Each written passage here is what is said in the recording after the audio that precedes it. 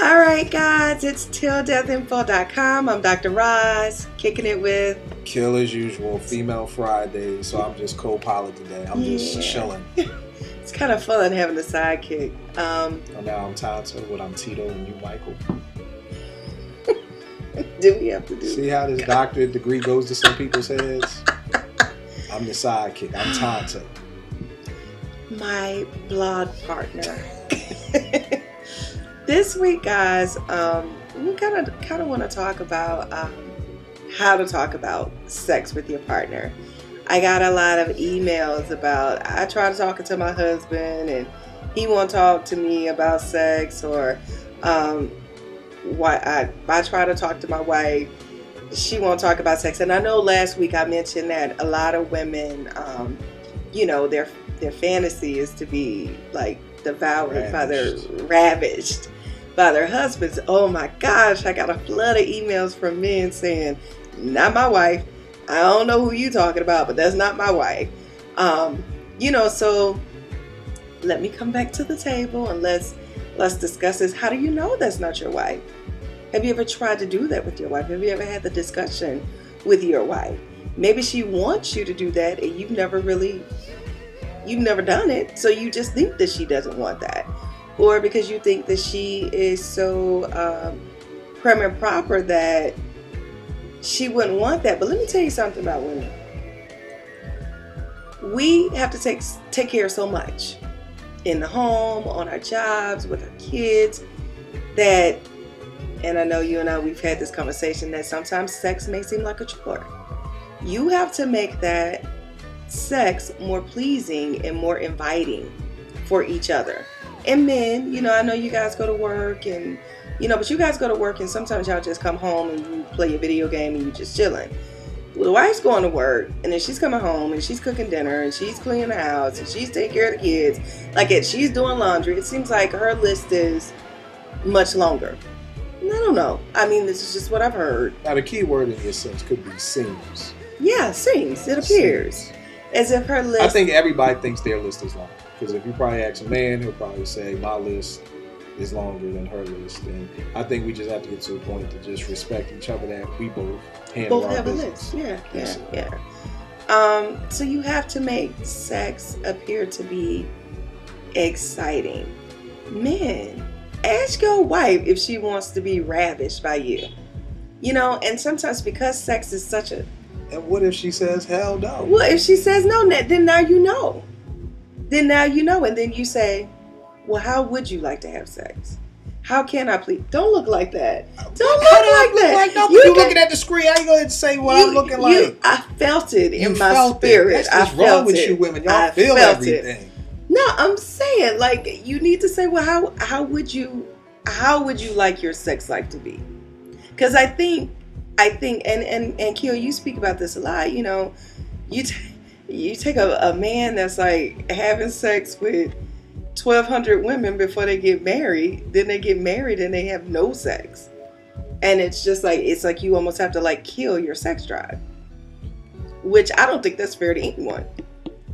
I just think it's Female Friday, so I'm just... No, tell me what you think. Now, I think a huge piece of it is that I think women have to be kind of mindful of how you talk to your man about sex, because the same way that men have to be mindful about how we talk to women about talking, women, truth be told, men get scarred probably just as much as women do. So the same way that a man can say something to a woman like, don't nobody want to talk to you, or don't nobody want to hear that, it's scarred. When we're talking to you about sex and it's like, oh, that's disgusting, you're nasty, you're smutty, that stuff, truth be told, hurts. Yeah. You know what I mean? Yeah. And there's only, like we said earlier, there's only so many times a man is going to sit there and hear you smutty, you dirty, you this, you that, before it's just like, well, screw it then. You know what I'm saying? So it's like, we kind of have to be, careful. Women have to be careful of how we talk to your husbands about sex, because if you come at him like that, then it's going to be a situation where he's not going to want to bring it up. Well, it's going to be another chick that's not going to come at him like that. You said it's not going to be another chick. No, I said it's going to be another chick. that's gonna be okay with him talking like that. Typically, the mistress. Right. So and I wanted to give this shout out to this brother who emailed us and said that his wife constantly rejects him, and he's tired and he's like, I don't even talk about sex. I don't think about sex. If it don't happen, it just don't happen, and I'll watch porn or get his needs met other ways. Women, you gotta stop rejecting your man. I'm sorry, you gotta stop doing it. You gotta start rejecting. Men are sensitive too, and I know they put on this facade like nothing bothers them and that they can handle stuff, but no, they're emotional beings as well. They are, and you can't keep rejecting them, especially. Well, Kiel likes to call it a man's medicine, sex as a man's medicine. Oh, yeah. So you can't keep rejecting their medicine. You just can't. Men, you can't reject your wife either. You just can't. You can't reject your wife. Men do. I know you say. No, I'm not saying that men but it and does. It happens. I'm sure it does. I'm sure it does happen. It happens. And I'm telling you, man, you better stop rejecting your wife, because if she go out there and get caught up with some dude, I'm telling you, she's gonna be emotionally connected, and I don't know, just it's not something you want to do. I wouldn't encourage you to do it. So go ahead. No. So in regards to having the conversation, listen, this is the person that you said you wanted to spend the rest of your life with. You ought to be able to talk to this person. This person should be your friend. You ought to be able to have any kind of conversation with this person. And if you can't, then you guys got to figure out what else is going on. Because not having sex is just a symptom. It's not the problem. It's just a symptom of other dysfunction that's going on in your marriage. It is. So you definitely got to see, like, why don't you want to be sexual with me? Why are you turning me down? You've got to be mature enough to have that conversation. And if you got to go to therapy to do it, then by all means, please go to therapy to do it. I think the hard part is that I think, men and women, we're alike in many ways. And we're alike to the point that, when women hear things that they don't like, they shut down. Yeah. When men hear things that they don't like, they shut down. And once you kind of stop that communication, and see, that's why me personally, I like therapy, because like I've always said, I feel like you need that third party present, because they're going to be 9 times out of 10 during that honest, super duper honest sex conversation, some things that may hurt somebody's feelings may come out. Yeah. And the thing is most people, what happens? We get our feelings hurt, we shut down. Well, here's what I say. You rather your man telling you what the problems are in the bedroom than him telling the mistress, who's going to make sure she's doing everything that you aren't doing. So you got a choice to make, whether you're going to take it in stride and try to fix it. But then what I think a lot of folk do? I'm going to start saying folk without women. Okay. Yes. I think a lot of folk hear things and they're like, well, look, if that's what he or she going to do, so be it. Because I'm doing everything. I've heard women say, I'm doing everything over here. And if he just decides to do whatever, then that's on him and that's his stupidity. And it is what it is, So I think there's really not a lot of times people don't look in the mirror and really take ownership of what they could be doing in the marriage. So I think even when you say things like that to people, like, well, look, the mistress, well, if he want to get a mistress, then that's his stupidity. He going to miss out on all of this. And, he already missing out on all of this as is, because you ain't giving him none. He ain't missing out. He ain't really, ain't nothing, out. But I just think that's the hard part when you're talking about sex. That mistress is working overtime, boo. I'm sorry, I'm going to call you boo. It's okay. Sorry, people. The mistress is working overtime completely. Right. So I just think the thing is that, and we kind of have to know ourselves. If you kind of know, my favorite movie is Love Jones, and Darius says something, and he said, I don't ask a question I don't want to know the answer to.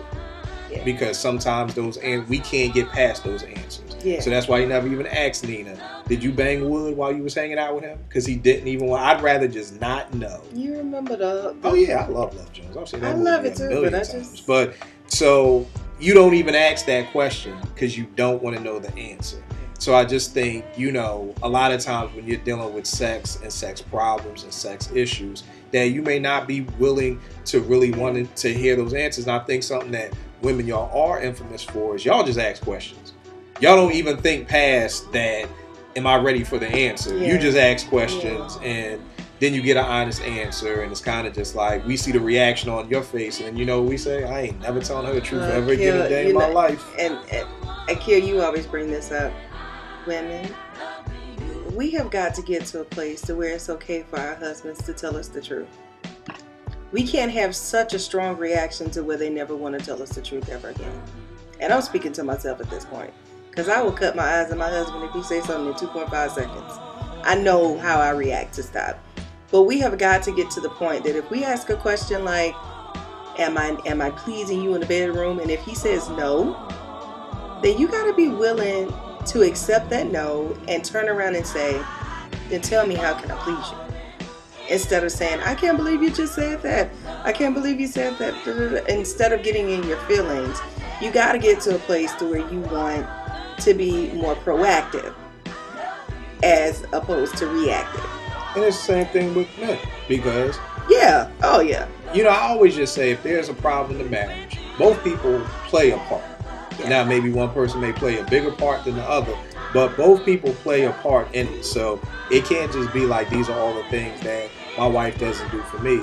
You may hear some things that the man may not want to hear. Yeah. But I think the key thing is, like Rod said, we have to be open-minded enough to say, and this is my, you know, throughout time, you will hear all the little mottos that I live by. But I can't stand folk who bring a problem to the table without a solution. Yeah.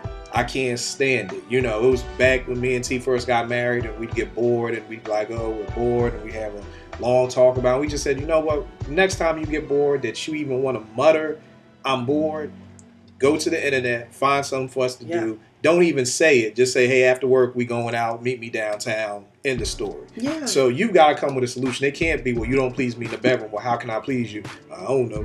You know, it can't be vice versa. It's got to be. I'm going to need you to know. Yeah, like these are, you can't tell me you're not happy or you're not pleased and then not be able to tell me how I can make it better. Make it better. So, you know, to me, if that is a conversation that people are going to have, then I think it's one of those things where you sit down and say, okay, well, boom, you know, we're having some issues, you know, answer these questions. You know, am I pleasing you? And if not, how could I please you better? And you have to come back with those answers. Because if you don't come back with the answers, then to me, you can't hold me accountable for that. Right. Because I want to get better, but you can't even. And if you can't tell me how to please you, that's a problem you got to do. Yeah, you got to figure out. And it goes back to what we were saying a couple of weeks earlier. Most people don't even know what turned them on. Yeah.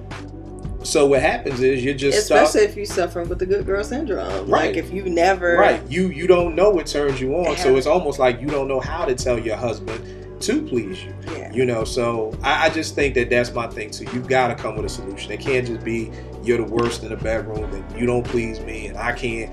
You just lay there. Yeah. Well, what can I do? You know? Tell me what to do. And I think one other thing has to and it can't be go watch porn. No, tell me what you want. It needs to be specific to you. And I think it's just a situation where we just have to be willing to learn. Yeah. You know what I'm saying? Willing to learn and willing to teach. Willing to learn and willing to teach. One time T told me, you know, you don't pay attention to me. You know, and a lot of times we don't even see our spouses making the effort. Like Tanya used to say, you know, you're on the computer, you're watching TV, you're doing all these things, you're not listening to me. So one day when she was talking to me, I specifically put the computer down and turned the TV off. And after we finished talking, I was like, did you even notice that I did all those things? And she was like, you know what? I did.